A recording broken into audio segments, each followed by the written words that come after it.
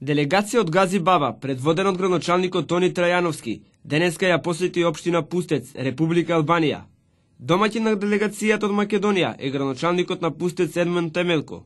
За време на престојот во Пустец, градоначалникот на Гази Баба Трајановски им подари на општината Пустец 9 патокази, како и 56 табли на улици и плоштади во Преспа. Имињата на патоказите и таблите во Преспа ќе бидат на албански јазик и неговото латиничко писмо, македонски јазик со латиничко писмо и македонски јазик и неговото кирилско писмо. Ово е прва употреба на македонскиот јазик како службен покрај албанскиот во општина Пустец, Албанија, каде населението е 100% македонско. Република Албанија службено признава постоење на околу 6000 македонци само во областа Мала Преспа, иако нивниот број е далеку поголем и во целата територија на Албанија. Посебно во областите Голо Брдо, Средна Албанија и областите Гора, во делот на Северна Албанија, према границата со Македонија.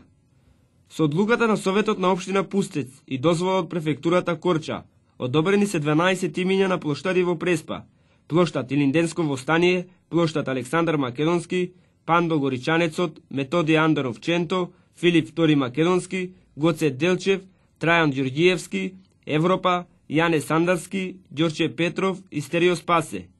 Исто така, со одлука на Советот на општина Пустец и дозвола префектурата Корча, одобрени се улиците Церска, Света Марија, Тодорица, Карпошово востание, Методи Андаров Ченто, Александрова, Свети Петар, Македонска фаланга и други. Улиците и плоштадите носат имиња од македонската култура и историја, како и македонците кои оставиле белег во борбата за македонските права во општина Пустец и Република Албанија.